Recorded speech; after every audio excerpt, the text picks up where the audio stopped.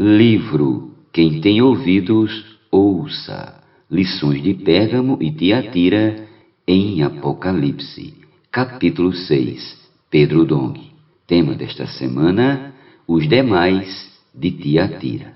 Meta de hoje: leitura das páginas 81 a 83. Os demais de Tiatira. No capítulo anterior, vimos quão nociva foi para a igreja e para o propósito de Deus a ela estabelecido a perda do falar profético, o qual foi substituído pelos ensinamentos de Jezabel. Isso abriu uma tremenda brecha na igreja, a ponto de ela perder sua essência. E segundo a parábola do fermento registrada em Mateus 13, a igreja ficou levedada e perdeu sua capacidade de alimentar as pessoas de maneira saudável. Neste capítulo, porém, falaremos principalmente dos vencedores da igreja em Tiatira. Em meio à era das trevas, o Senhor pode contar com os demais de Tiatira que não se contaminaram com os ensinamentos heréticos de Jezabel. Pelo contrário, tornaram-se a extensão da linha prateada da graça de Deus, como diz Andrew Miller, que persistiu até nossos dias e que não podemos perder de vista. Os remanescentes.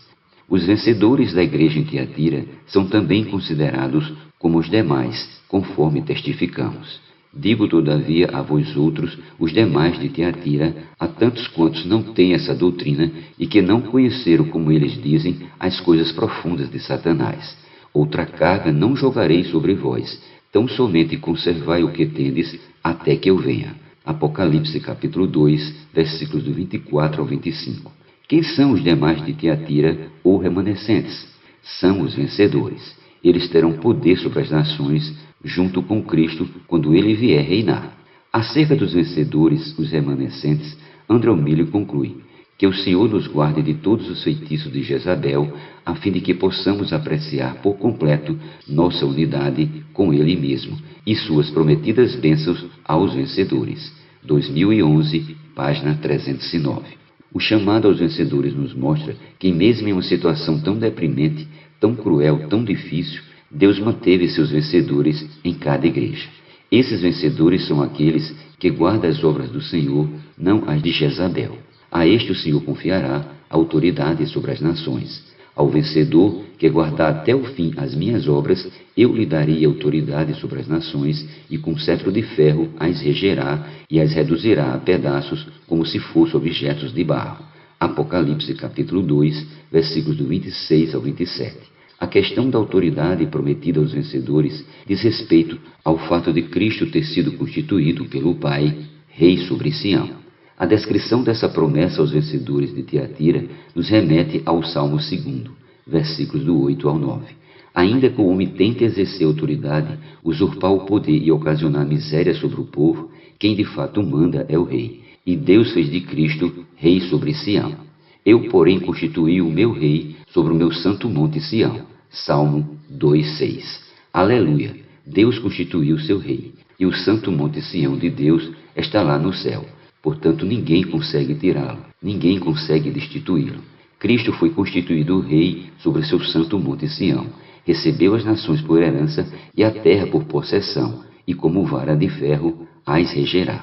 Para que a realeza de Cristo se consolidasse, Deus precisou enviá-lo à terra para ser um homem. Dessa forma, Cristo poderia reinar entre os homens. Em outras palavras, Cristo veio à terra e cumpriu a vontade de Deus. Ele viveu de modo totalmente obediente ao Pai e teve morte de cruz, mas em ressurreição, Deus o gerou como filho primogênito de Deus. Proclamarei o decreto do Senhor. Ele me disse: Tu és o meu filho, eu hoje te gerei. Salmo 2,7. Jesus Cristo já era o Filho unigênito de Deus em sua deidade. João 1,18. Contudo, na encarnação, o Filho se tornou homem e na ressurreição se tornou Filho de Deus, isto é, o Filho primogênito de Deus. João capítulo 20, versículo 17. Retomando o Salmo 2, lemos: Pede-me e eu te darei as nações por herança e as extremidades da terra por possessão. Salmo 2,8. Embora as autoridades clandestinas aqui na terra tentem usurpar a autoridade de Deus para fazer mal à humanidade, Deus quer constituir um rei para dar vida ao homem.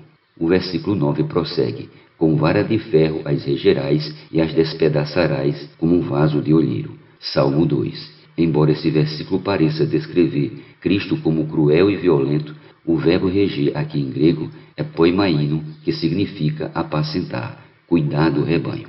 Muitos homens, quando são alcançados ao poder, despedaçam os outros cruelmente. Cristo, no entanto, quando for alçado ao posto de rei sobre as nações, apacentará seu povo e cuidará de seu rebanho.